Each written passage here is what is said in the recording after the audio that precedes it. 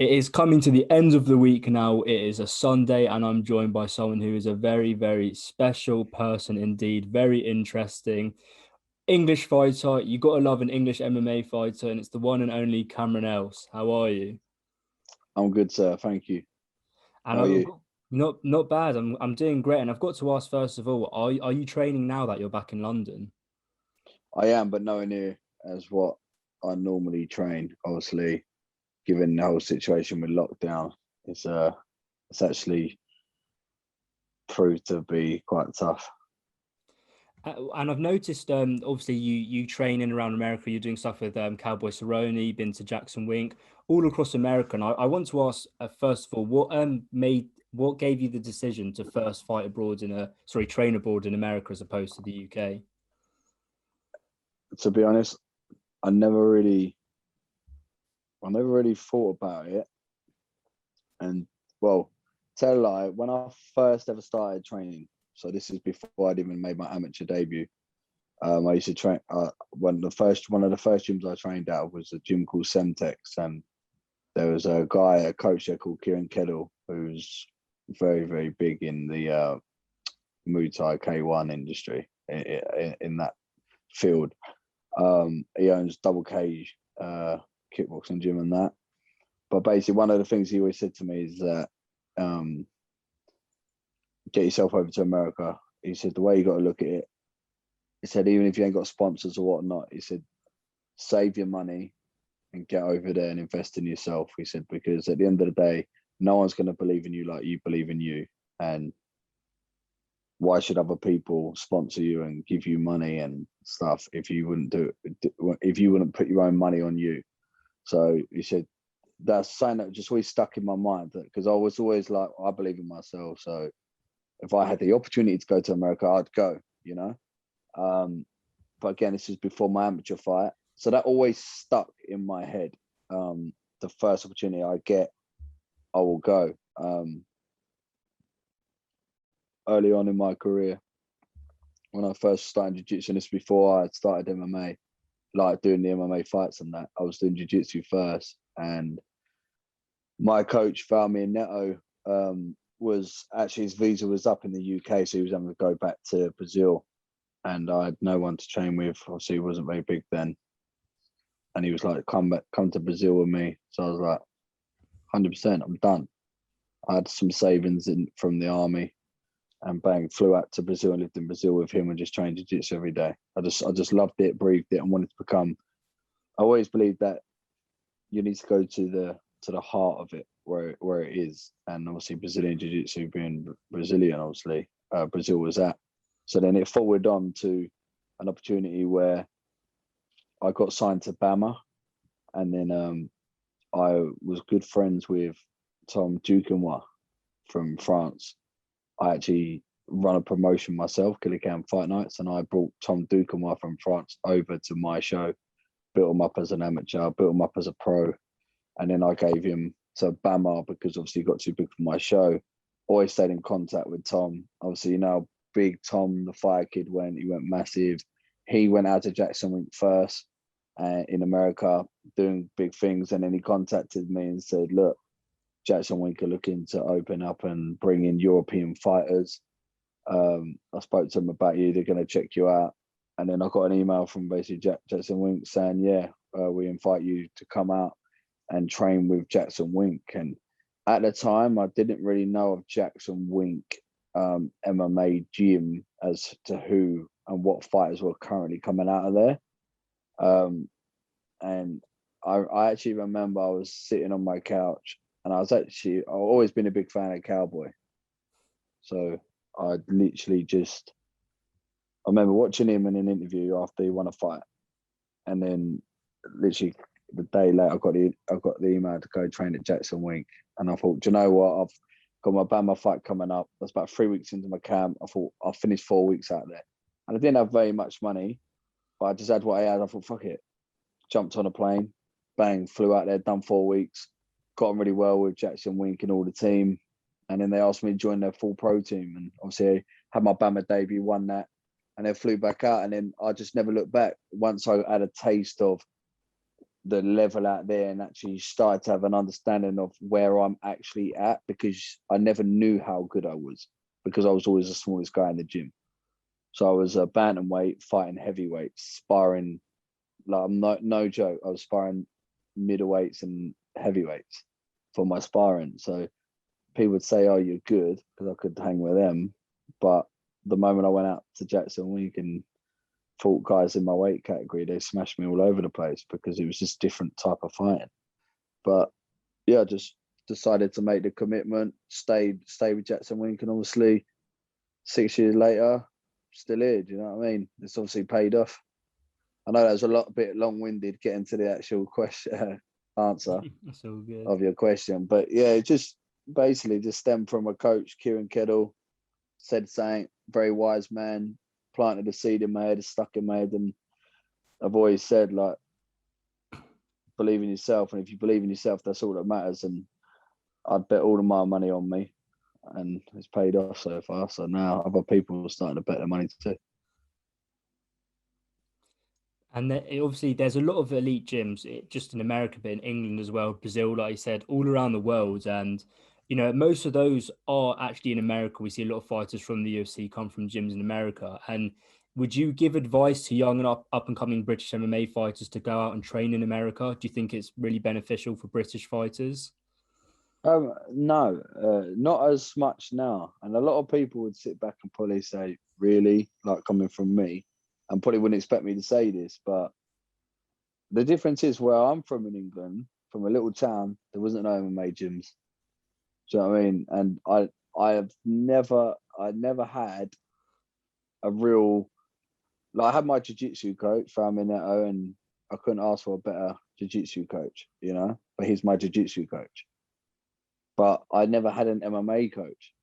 So I never really had a striking coach. And I'm on about someone that believed in me like I believed in me in terms of coaching. It's like hard to find that. And I couldn't find that because, for one, I live so far away from everywhere. Even though I'd always be the guy traveling, I traveled every day. Every day I traveled an hour and a half to training, hour and a half back. Like, ridiculous. Honestly, when I think back to the hours I put in, it's crazy. But honestly, it's, for me, the key to getting to my level now, and competing obviously in the UFC, is find a good gym that's got actual proof of quality fighters. Like, not a gym that has fighters going to the gym when they've already made it. Have a look at gyms that are actually brought amateurs through to pros to the higher levels, and you've got that in England now. Like, there's a lot of good places. Unfortunately for me, at the time, there wasn't anywhere for me. So I had to go and fly the nest. I had to. And if you haven't got anywhere and you're from a small town, and fly the nest. You're lucky now. Nowadays, you're lucky because you can just keep within the UK, and there's loads of good teams out here. And in ways, I wish I wish I had a team in the UK that I could, like, call my family in terms of MMA, and like build that bond in my MMA fighting career, and have that. I'd love that. Like, I'm very patriotic. I'm very English, British through and through. We stand together. Let's fight. Let's take out everyone. Like, I'm very on that level. But again, I couldn't do it, obviously, because I didn't have it around me. But I'd say my advice, honestly, to people who are coming through, is don't get sucked up in, oh, I'll go train there because he's there, or they've got these fighters. Like, you can't, like, if you're gonna chase that, you're gonna be going through a lot of ups and downs. I believe you need to just, at the end of the day, things take time. You need to build a relationship, build character, and bond. Do you know what I mean? It's like anything. But yeah, you wouldn't have to go to America, especially nowadays now. Well, talk of America, obviously, you mentioned Brazil, and I saw you've also been to Thailand as well. And what I want to know is there anything that's really stuck you from traveling and fighting all around the world? Is there anything that stuck with you? The thing that sticks with me most about martial arts is having the ability to travel anywhere in the world and know people. Hmm. Like, I honestly, I reckon I could close my eyes, throw a dart at a globe, find somewhere, and I'll know someone or know someone really well who would know someone that will look after me and look out for me in that country. So the thing that sticks in my mind with these countries and just basically traveling, coming away from that, obviously, in terms of like actual like learning, say what each country like in fighting and whatnot, but just the actual question. Your question was basically what sticks with me. I'd say just the ability of meeting so many like-minded people and having the ability to make friends and true relationships. And now, like I say, I can pretty much, I've got friends all over the world, like real genuine friends, because we all do the same thing that we love. Nothing beats England though. Nah, nothing Right. beats the English spirit. There you go. But Exactly. there's a lot out there that beats the England weather for sure. You know, Exactly. Well, talking of England, English spirit, we've seen a lot of countries sort of take over MMA. So we have Brazil, we're starting to have, we've got Russia at the moment. Do you think England, sorry, is the next country up to take over the whole MMA game, seeing with the surging prospects in the UFC as well as Cage Warriors? 100%. Like for one, I'm English, and I know I'm here. In my own mind, I'm here to take over. So that's one surgeon Englishman. Not only that, just look at the Englishmen that are currently right now fighting in the UFC. There's a few of them that are unbeaten. There's a man. It's looking stacked, man. Like every Englishman that's fighting in the UFC is a threat. Like people fear us, man. People fear the English. And regardless of what they say or what they do, the one thing with all us English fighters, we don't fucking write checks with our mouth that we can't fucking cash. You know what I mean? Like we go out there and we bring it. So I think everyone knows that when every other nationality knows, especially the Americans, when you get a phone call and you fight an Englishman, it's gonna be tough. Yeah, like we're coming, man. We're true fighters through and through, and honestly, I believe that every English fighter at the minute is going to do great things, and like going on to like just Great Britain as well.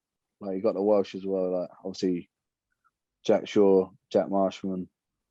Like we're coming through. We're coming through. There's no bullshit with English. I couldn't agree more with you. And English people have got a great fighting style, and like yourself, you've got a great fighting style as well. And all of your wins have come in the first round. And is that planned, or do you sort of wish the fights can go longer so you can showcase more of your skills? Do you know what? Right, I could sit there and I could give you three different answers to that. One would say I want to go 3 rounds, but the only reason why I want to go 3 rounds is because I want to hurt and punish my opponent that much. Ideally, my perfect fighter to be battering him and breaking him physically and mentally over the duration of 3 rounds, and in the last 5 seconds, just give him a overhand right and say good night. That'd be an ideal fight because like I'm not even joking. Like when I sign a contract and I sign to fight, I generally want to come in there and put the biggest beat down. I want people to, when they get given my name, they literally go, okay, shit. They get the butterflies. That they feel shit. They feel this is going to be bloody. So I want to go in and just inflict as much pain as I can. But then also with having that mindset and that killer instinct, all my wins have come around the first round because there's generally no play with me. So I don't really go in there as much as I would like to go in there and have a war and go over 3 rounds. That'd be ideal for me. To be honest, if I could do that, yeah. I'd like to go 3 rounds right to the last 5 seconds and then just knock them out and give the fans like that wow factor. Um, but the whole time up to that minute, I want to Khabib them and just talk shit and just batter them.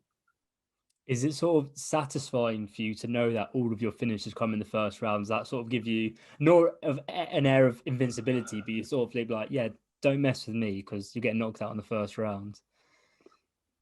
I think say that. So what are you asking exactly? Say that again, quick. Is it just satisfying to know that all of your wins have come from Satisfying. the first round? I mean, yeah. I mean, it's what the fans want, right? Like, if do you know what I mean? And don't get me wrong, I've had some easy fights, but not down to my choice. More recently, but if you just have a look at every person I fought, and you look at my record when I fought those people, majority of the people I fought were unbeaten or have better records than me. Mm. So, like, there's no bullshit with me. Yeah, it's satisfying as hell going in there and just being able to tell people, listen, I come to fight. I'm not coming there to get points. I'm not coming there to hug you. I'm not coming there to listen to a game plan of how we're going to strategically, this is what we're doing round one. And in round two, we do this and we switch it and go here. And we just got to avoid this. I'm like, motherfuckers, I ain't avoiding shit. You avoid me. Like, that's my mindset going in. So, yeah, it's satisfying as hell, man.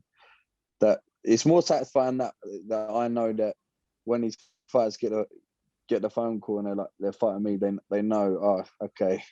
And in my early days, they were scared of taking me to the floor because all my finishes were on the floor. I would always beat people up or cut them open within like 30 seconds of hitting the floor. But then later on in my career, I've just been touching people and knocking them out cold. So I think they're worried to that too. They're just worried. I know in the back of their mind they're just thinking, shit, man, I don't want to get hit by them. I don't want to get hit. So yeah, satisfying as hell. Putting the fear in others. Yeah, and from an absolute killer MMA fighter coming in, knocking everyone out in the first round.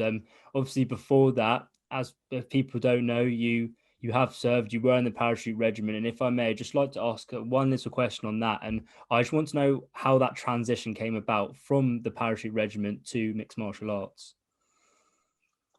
I got back from Afghanistan in 2008.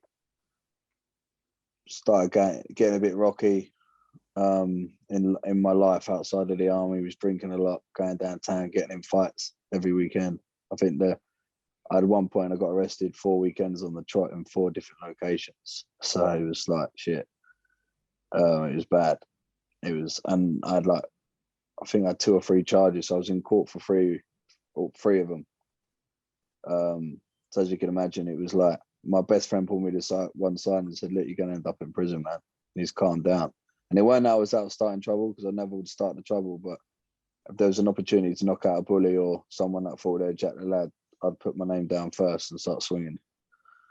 So yeah, it was literally my best mate pulled me to one side and just basically said, "Yeah, look, you need to find something, and you say you're good at fighting, come along and have a go." So we found somewhere, hour and a half away, and we went along, and yeah, took me to here. Really, that was the transition. Well, yeah, well, thank you for sharing that from the start of your career to your career right now. I mean, you fought last year. Is there any sort of time? I know we've got the coronavirus situation, but is there any sort of turnaround time that's good for you? Is there a day, like month, that you want to fight, or you're just waiting in the wings at the moment? June. June's ideally good for me. I've been told by my manager that June's looking good. For me, obviously, given my last fight, pretty mad because like what a lot of people didn't know is I didn't train like 18 months before that fight, like properly. Like I didn't get any sparring. I literally we was in lockdown in England, so I Hmm. was literally drinking beer every day in my garden. Yeah. Yeah, and just literally, like I went through lows and highs through depression. Like with the term of the lockdown, it affected me, man. It was getting to me, and almost getting signed to the UFC a couple of times, and it's just not ever happening for me. It was just like, why can't they just sign me, man? Like I've never said no to a fight. Um, I've always been brought in to lose and always end up winning. It was hard. So now for me to take that last fight again, like there's no excuses. I knew it was a tough weight cut. I knew it was going to be a tough weight cut. I knew it was against me.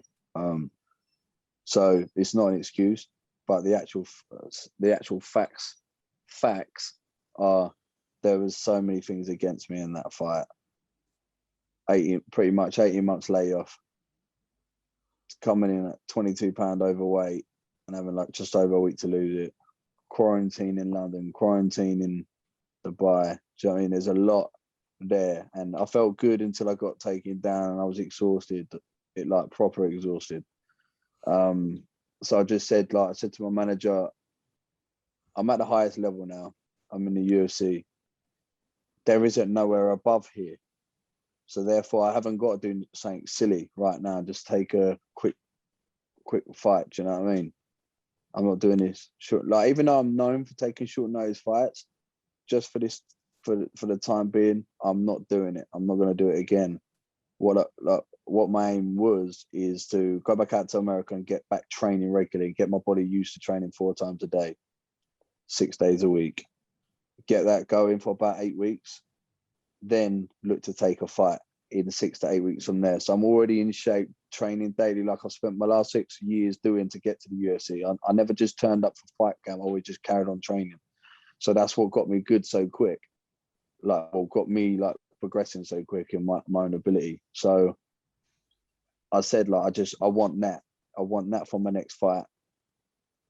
Easy weight cut, good preparation, and I promise you, I will knock him out. If I don't knock him out, I will smash him. It will be brutal. Like, I will, like, that last fight, bearing in mind it's Kyler Phillips.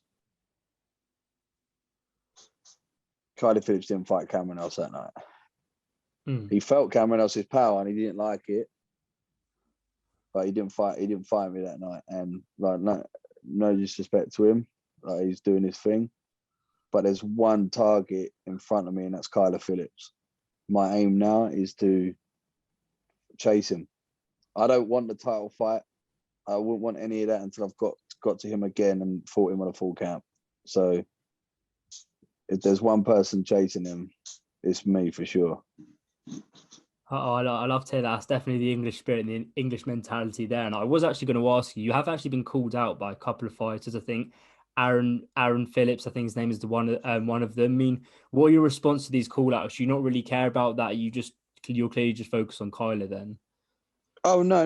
Again, like I say, like, I'm focused on Kyler, but I know I've got work to do before I fight Kyler. I respect the game. Like, at the end of the day, I'm 0-1 in the UFC, and it sucks.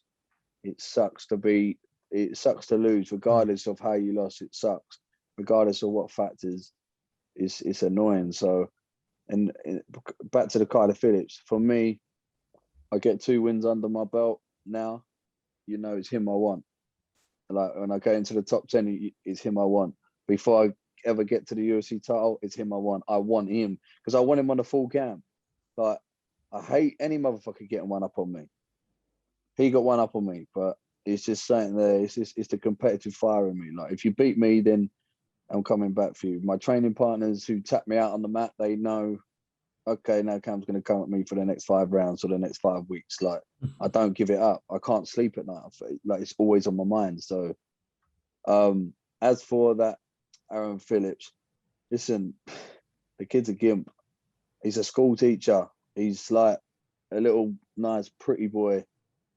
And now he's tried running his mouth. Like, he called me out. Well, I say he called me out because he reacted to one of my posts of me saying, just waiting on the text, waiting for my manager to see who wants to smoke. That's a genuine question. Like, whether they offer me, that's obviously who wants to smoke, we're fighting. That's not me calling out the division, because for one, I'm not like that when I'm coming off a loss. I've had to bite my tongue. I want to stand on the rooftops and call out a load of people. And trust me, after I get to my first win in the UFC, and you give me that microphone, now I can call out whoever the fuck I want, because I proved that I'm here. Do you know what I mean? I proved my worth. So I didn't call anyone out, but he popped on my story, on my post, and Rich Smoke, which I didn't even see at the time. And then he put up a picture of him trying to interpret my picture. Start saying, "Oh, he's wondering if I'm all talk." Like, start trying to gob off, and I'm like, "Bruv, you're coming off a loss too." And he's saying to me, "Oh, you're calling out the whole division, and you're not, and you've lost. You lost, mate." And he's trying to like mock me for losing, and I'm like, "Bruv, you've just lost, but there's a difference in the way you lost and the way I lost. I lost. I didn't give up. The ref just stopped it because he thought he saw enough, whatever. I had a real bad weight cut, but you genuinely quit and tapped like a bitch to a choke. You didn't even fight. You didn't even fight the hands. Like, you're sitting there, you're trying to talk shit about me as if you're some guy who's some killer or some like guy who's on a win streak. And not only that, when I had a little look at him, he's had 3 fights in the UFC and lost all 3. Like the way this guy's now coming at me and trying to talk shit, I'm like, do you know what? I sit there and I think, and like a couple of people asked me about it, and I'm like, do you know what? It's what I needed. It's what I needed, some little mug like this to try and give it, because what he doesn't realize is you can't get in my head. These are the fights I want. I want the people that run their mouth the way they run it. Like, now, the fact that he's come at me and he's run his mouth at me and talk shit about me means that he's got to back it up, and he can't back it up because, like I said, there's me that actually genuinely wants to hurt him. Like, whoever I fight, I genuinely want to hurt, but he's not like that. He's that guy that wants to touch gloves, smile, like, and now he's talking all this shit, trying to get a fight as if I'm some easy fight. And I'm just like, bro, listen, if you want that fight, we'll have that fight. Like, if my management say to me, this is your fight, I'll take the fight. I don't say no to fights, but then he's making out like, oh, say when, like as if I'm the fucking matchmaker. Like, trying to act all like, cool, mate, he's just a little dweeb, mate. I can't even be, listen, he's been in the UFC, what? Like I said, he's 0-3 in the UFC, and he's got like 2,000 followers. It shows how boring that fucker is, doesn't it? Like, let's be honest, you're boring, mate. You just got like choked out and you tapped like a bitch. You couldn't even fight it. Like, don't get me wrong, he's wound me up, not in a way where he's got under my skin or he's like, oh, you're in my head. But when I see him, and if I do come across him, let's see if he runs the same chat then, because he will get slapped on sight. Simple as. Like, if you want to act like that, then we're at like that. But I don't mind people. Like, I see that he wrote on my Instagram story like, oh yeah, smoke. That's fine. Like, whatever. Okay. Oh, you want to fight? Yeah, let's fight. I say you should have kept it. But when he started trying to like a bit of fuel on the fire, I'm thinking, oh yeah, like as if like I'm backing off or I'm scared. Like, come on, bruv. Like, you want to go there, then we'll go there. But this is again where these Americans, especially ones like him, they don't realize that you don't do this to the English. You don't mug them if it ain't. You don't get away with it, and he won't get away with it. So if I cross him, he's gonna get it. That's definitely gonna be a fun fight to watch if that ever gets made. Definitely. First round. Mate, I'm telling you, he gets hit clean all the time. If I put one on his chin, mate, he's done. No, he ain't called himself head kick MMA. He don't even fucking knock anyone out. Like, when was the last time he knocked someone out? All I've seen is him quit like a bitch. That'll definitely be a fun fight. And I saw on your Instagram as well, you've got heavy interest in the 1920s, which I absolutely love because I do too. And that was, in the 1920s, it wasn't a great decade. It was good from the start of it. We had Prohibition, then they had the Wall Street crash. So a bit of an up and down decade. And we're coming out of an up and down sort of year and an up and down time. And I want to know, if you were a citizen in the 1920s or a citizen now, what would have been worse, a year of lockdown or a year of prohibition? Yeah, lockdown. You think? Yeah, 100%. But as opposed to no drinking? No, because it weren't. There's no drinking if you can get away with it. It'd have to It be weren't, right? a gangster then. Well, that's it, mate. I like the 1920s because it was more real men. Like, when the problem with today's society is that it's hard to find a man that gives his word and sticks to it. Like, if I shake your hand and say I'll do that, I do it. And in today's society, you can't get that. Loyalty and honor and respect in a man's world is gone. It's gone. And I just think back then it was like brotherhood and family and looking out for one another. And I love the mobster lifestyle, not so much for the way that other people would think, oh, I like it, I just want to be a gangster. No, I like the moral code of the family. I like the American family. That's what I like. I like the morals to it. I like the support, the look out for one another. It was gang crime on gang crime. It was more like that. I very much, yeah. That's why I like the 1920s. If there was a year I could be born, it'd be then. I'd like to be 25 years of age back then and living that lifestyle and that world. And do you know what I mean? You wouldn't get all these little dickhead keyboard warriors gobbing off and that because they just get smoked in the street and no cameras there to back you up. Well, in that scenario, if you had to be in the 1920s, would you rather been, if you would have rather been planted in a Peaky Blinders situation or more of a Great Gatsby situation? Peaky Blinders. Yeah, that's in England though, not America. Yeah, that's Birmingham. So, but yeah, but still, like just in 1920s in general, like in America, I would have liked to be a part of like an American family and just work my way through the ranks. I would have seen it as that option really. Or I would have joined the military. I probably would have joined the military, then come out and join the ranks of someone else because it still has that rank system and that bond. But I just think it's pretty cool, man. Like just on the whole history of 1920s, I just think it was a great decade. I couldn't agree more. And speaking of history, one period of history that I also like is the Roman era. And I want to know, if you were in the Roman era fighting as a gladiator in the Colosseum, if you had to pick Yeah. one weapon, what would your weapon of choice be and why? Mm. I think it'd be an axe. An axe. Yeah. Just a huge one or dual wield? Nah, two dual. Right. So I think an axe, yeah. I think an axe. The thing that's good about an axe is they're not too big, so you can have a lot more control over them. You can still defend well, and they're less likely to break because they're small and compact. Hmm. So you can guide swords away, and they're fucking brutal, man. Like stick someone in the head with an axe, mate. Just chunks out of them, and it's savage.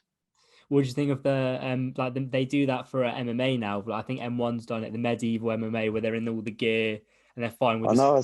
shields. Do you know what I see the other day on Facebook actually on a history channel, and the reason why I watch it because it said watch MMA fight get absolutely destroyed in this night fight. And I was like, what the fuck is this shit? So I watched it, and they're like fully dressed up in suits, and they have full axes and they're full swinging. Like they fuck this dude up. This guy tries to grapple him, and then this guy just runs in with an axe and just bangs him as hard as he can in the head, bruv. Like, and just like you hear him like, just like hit the deck, like just done. I would love to do that. I'd love to get in there and have a little mix up on that. I'd love it if I could go back to a time also like where I could fight a war. It'd be the Viking eras, the Viking times. I want to turn up on a field And England. with yeah, and England like, and like when they come over and they like the Vikings come over, the Danes and that, and try taking out the Saxons and that. I love to be there in a field with 20,000 men, and now we're fighting now for 6, 7, 8 hours, straight, just axing people and that. That I'd love to be in that shit, like bow and arrows and that. I like bow and arrows. Always, as a kid, I liked the bow and arrows and all that. So I always think I'd always have one of them on my back, ready to just ping motherfuckers off. I think it's dead funny, in it, if you could just sit back and just slot fuckers, and they're just like, what the fuck, getting wiped out. So if Aaron Phillips challenged you to a medieval MMA contest, you're all in. 2 axes. Fuck the axe. There wasn't even an axe on that bitch. Look at that. He'd probably end up stabbing himself, or it'd be too heavy and he'd give up. Well, I've got to ask, we're the final portion. I want to know, Cameron, if you want to shout out anything or anyone, then the floor is yours. Cool. Put you on the spot here. You have, yeah. You caught me off guard now, haven't you? I just want to thank all my followers, man, all my support, for everyone that's